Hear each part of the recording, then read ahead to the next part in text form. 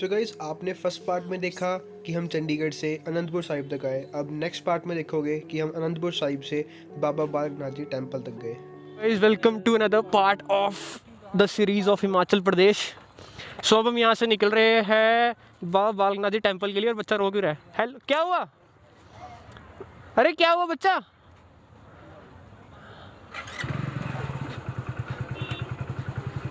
अरे क्या हुआ? मारा किसी ने? नैना देवी का रास्ता मैं बताता हूँ कहाँ से कटता है। यहाँ से बाय द टेडी बियर्स कितने प्यारे प्यारे लग रहे हैं यहाँ पे। ये वाला रास्ता हो जाता है, यहाँ से राइट टर्न लेके जाता है नैना देवी की तरफ। सो गाइस, अभी जस्ट पहुँचे हैं हम नंगल डैम। पानी देखो कितना ज़्यादा ग्रीनिश सा आ रहा है, ब्लूइश, पता नहीं क्या शेड है पानी की, बट है ग्रीन या ब्लू में कुछ है, देखो। ठीक है, अब यहाँ से वो आगे जो है वहाँ पे काफ़ी ज़्यादा तेज़ करंट है क्योंकि वहाँ पे डैम है सामने। तो बस यहाँ से आगे निकलते हैं एंड आगे जाके मिलते हैं। होप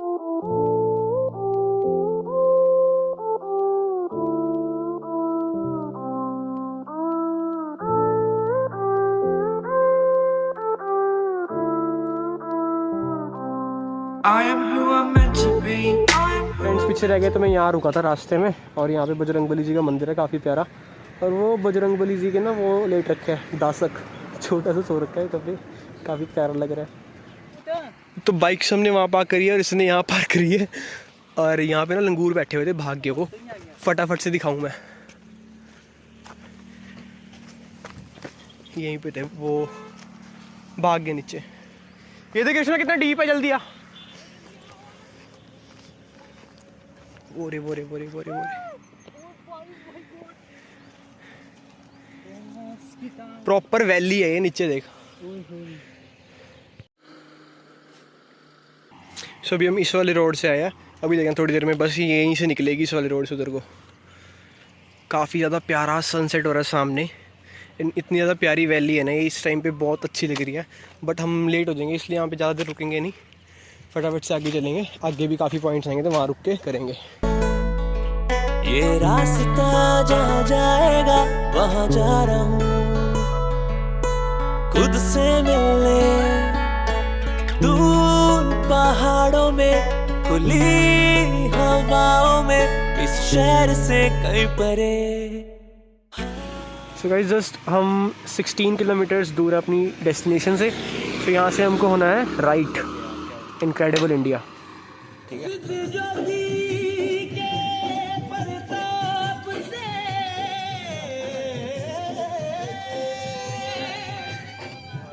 हम ना वहाँ से क्रॉस कर रहे थे, बाइक्स हमने वहाँ पार्क करी हैं, तो वहाँ से क्रॉस कर रहे तो यहाँ पे लंगर लगा हुआ था काफ़ी अच्छा, बाबे का लंगर। तो यहाँ पे खाने आए हैं। ठीक है, ये भैया से मंदिर कितनी दूर है ऊपर? इत्थों भाई है 1.5-2 किलोमीटर मेन मंदिर। तीन रख लो अगे पौड़ियां, इत्थों शायद 1.5 किलोमीटर है। अच्छा, खाना बहुत टेस्टी है सच्ची में भाई। सेब, केले, पपीता, पता नहीं क्या क्या लेके आया भाई। पर जो लाइट्स दिख रहे हैं यहाँ पे, ये छोटी छोटी सी लाइट्स, ये मंदिर है मेन जहाँ पे हमको जाना है अभी। ठीक है, और नीचे यहाँ पे चल रहा था लंगर, काफ़ी अच्छा काफ़ी टेस्टी लंगर था। अब तो कितनी ज़्यादा भीड़ हो चुकी है, जब हम आए थे तब तो मेरे ख्याल से 4 बंदे बैठे थे, और बाइक हमारी यहाँ पे खड़ी दोनों की। एंड काफ़ी टेस्टी मज़ा आ गया खा के। अब बस वो तैयार हो रहे हैं, उसके बाद निकलते हैं, वो खड़े नीचे। ये मंदिर का मेन गेट है, शातलाई मंदिर जो नीचे है। यहाँ से प्रसाद वगैरह ले सकते हैं आप। तो मंदिर बंद हो चुका है, तो यहाँ पे ना हम कल सुबह जाके मत्था टेक लेंगे। अभी यहाँ से जा रहे हैं सीधा ऊपर, जो मेन मंदिर है बाबा बालकनाथ जी का, वहाँ जा रहे हैं। सो गाइस, वो मेन गेट है जहाँ से एंट्री स्टार्ट हो जाती है उसके बाद।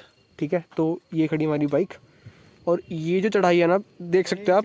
आई डोंट थिंक सो कि ये विजिबल हो रही होगी, बट बहुत ज़्यादा स्टीप चढ़ाई है। सो फाइनली पहुंच चुके हैं मंदिर तक। जय बाबे दी लिखा हुआ है सामने जस्ट गेट पे, ये मेन गेट है मंदिर का। तो यहाँ से अंदर बाइक्स पार्क करेंगे हम, ऊपर जाकर ऊपर सेफ पार्किंग है, इजीली पार्किंग मिल जाएगी, और भीड़ भी इस वक्त बहुत कम है। सो लो, फिर पहुँच चुके हैं मंदिर के अंदर, और गेट इस टाइम बंद हो चुके थे क्योंकि बहुत रात हो चुकी थी और सारी शॉप्स भी बंद हो रही हैं। तो मैं सोचा कि ना व्लॉग को सुबह कंटिन्यू किया जाए।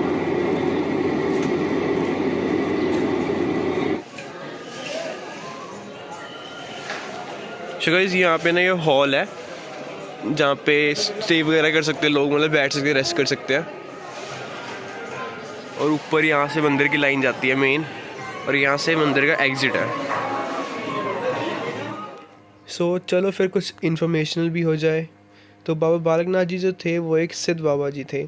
इन्होंने सतयुग से कलयुग सारे युगों में जन्म लिया था, और जो भी इनके पास सच्चे दिल से आता है ये उनकी मनोकामना हमेशा पूरी करते हैं। तो कहा जाता है कि उन्होंने हर एक युग में निर्धन और असहाय लोगों की सहायता करी और महादेव जी के बहुत अच्छे भक्त कहलाए। तो बाबा जी की एक द्वापर युग की कथा बहुत प्रचलित है। तो उसमें यह था कि जब बाबा जी शिव जी से मिलने जा रहे थे तो रास्ते में एक वृद्धा ने रोककर इनसे पूछा कि आप कहाँ जा रहे हो। तो इनके बताने पर उन्होंने कहा कि आप यहीं नदी के किनारे बैठकर इंतज़ार तपस्या करें, यहाँ पर माँ पार्वती जी स्नान करने आती हैं तो वो आपको उनसे मिलने में सहायता करेंगी। तो जैसा कि वृद्धा ने कहा था इन्होंने वैसा ही किया और ये सफल हो गए शिव जी के दर्शन पाने में। तो शिव जी ने इनकी भक्ति से प्रसन्न होकर इन्हें वरदान दिया कि आप कलयुग में सिद्ध के नाम से जाने जाओगे और आपका रूप हमेशा बालक वाला रहेगा। अब बात करते हैं कलयुग की। कलयुग में बाबा जी का जन्म गुजरात के काठियाबाद में हुआ। उनकी आयु बहुत छोटी थी तो उनके माता पिता को लगता था कि उनका विवाह जल्दी ही करवा देना चाहिए उनकी बातें सुनकर। तो बाबा जी विवाह के बहुत विरुद्ध थे तो वह घर बार छोड़कर चले गए थे। तो इस यात्रा में उनकी मुलाकात स्वामी दत्तात्रेय जी से हुई, जिनके पास रहकर शिक्षा ग्रहण करने के बाद वह सिद्ध जोगी कहलाए। तो विद्या प्राप्त करने के बाद बाबा जी हिमाचल के किसी गांव की तरफ निकल पड़े थे। वहां पर उनकी मुलाकात माँ रत्नो जी से हुई। उन्होंने बाबा जी को अपने पुत्र के रूप में स्वीकार किया क्योंकि उनका कोई पुत्र नहीं था, और बाबा जी ने भी उनको अपनी माँ के रूप में स्वीकार किया। उनका नाम रत्नो माँ था। तो वह उन्हें खाना दिया करती थी और लस्सी पिलाया करती थी, और उसके बदले में बाबा जी उनकी गायों को चराया करते थे। तो एक दिन माँ रत्नो जी ने उन्हें ताना देते हुए कहा कि तुम मेरी गायों का अच्छे से ध्यान नहीं रखते। तो इसी बात को सुनकर बाबा जी ने पेड़ पर चिमटा मारकर पेड़ से रोटियां निकाल दी थी और धरती पे चिमटा मारकर धरती से लस्सी निकाल दी थी। तो इतना सब कुछ 12 साल के बाद होने के बाद बाबा जी वहाँ से चले गए थे और एक गुफा में समा गए थे। और यहाँ पर बकरियाँ भी चढ़ाई जाती हैं, बट उनको कभी भी मारा नहीं जाता, उन्हें बल्कि जंगलों में खुला छोड़ दिया जाता है। यहाँ पर प्रसाद के रूप में रोट चढ़ाया जाता है जिसे आटे में घी और गुड़ मिलाकर बनाया जाता है। तो उस टाइम पर कुछ ऐसा दृश्य था, बाबा जी ने ऐसे पेड़ पे मारकर रोटियां निकाल दी थी और ज़मीन पे मारकर लस्सी निकाल दी थी माँ रत्नों के लिए। इस पेड़ के नीचे बैठकर बाबा जी तपस्या किया करते थे।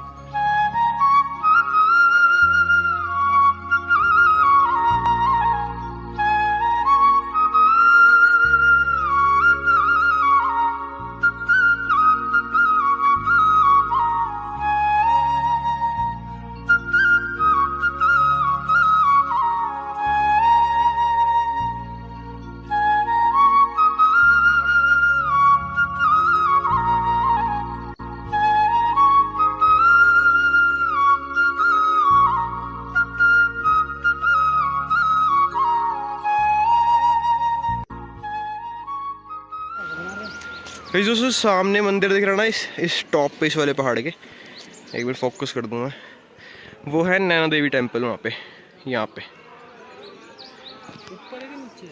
और ये पूरा मंदिर है यहाँ पे।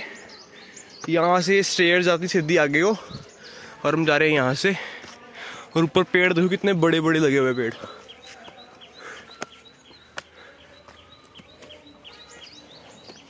और लोग यहाँ पे ऐसे घर बना के जाते हैं जिन्होंने मन्नत वगैरह मांगी होती है।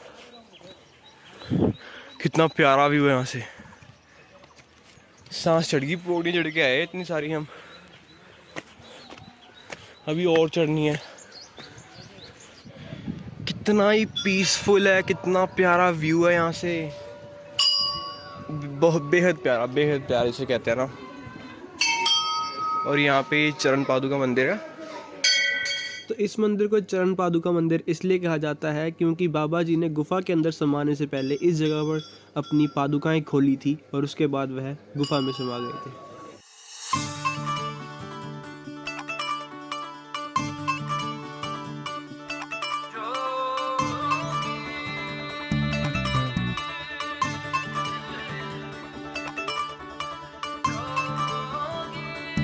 Now we are leaving from here. हम नीचे जा रहे हैं शातलाई। यहाँ खड़ी है बाइक्स।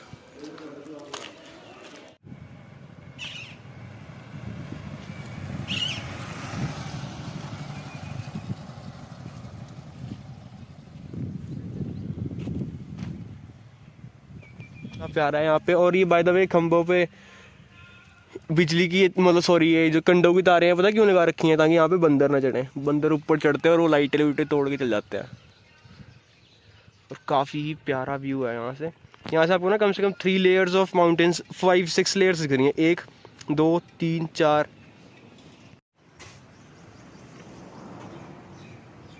यहाँ पे न्यू मूर्ति बनी बाबा जी की, बहुत बड़ी है। और ये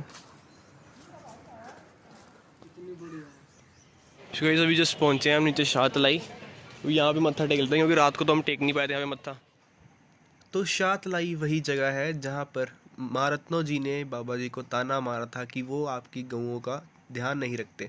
तो इसी जगह पर बाबा जी ने पेड़ में चिमटा मारकर पेड़ से रोटियां निकाल दी थी 12 साल की, और धरती में चिमटा मारकर धरती से लस्सी निकाल दी थी 12 साल की। ठंडी ठंडी हवा चली हिया लागो प्यारी।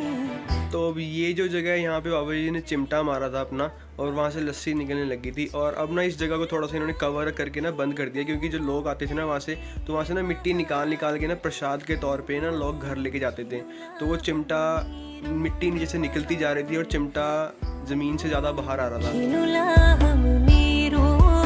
तो इस जगह में बाबा जी ने चिमटा मारा था और यहाँ से ना छाछ का फवारा निकल रहा था। तो उस कारण इस जगह का नाम छाछ तलाई पड़ा था, और उसके बाद ये शाहतलाई पड़ गया था।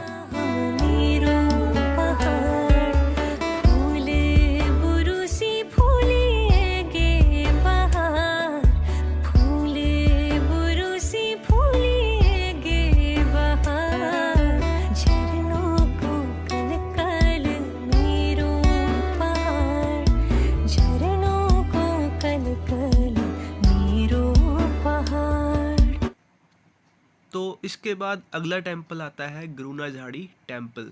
इस टेम्पल को गुरुनाझाड़ी टेम्पल क्यों बोलते हैं ये भी आपको बताते हैं। तो ये जो आपको ऊपर हरी हरी झाड़ियाँ दिख रही हैं ना, मतलब कि ये एक ही है। तो इस झाड़ी का नाम है गुरुनाझाड़ी। इस झाड़ी की आयु जो होती है वो 50 ईयर्स होती है, 50 वर्ष होती है, मगर ये यहाँ पर कई बरसों से है। इसके नीचे आकर बाबा जी तपस्या किया करते थे, ठीक है। और ये वैसी की वैसी ही है आज भी, हरी भरी।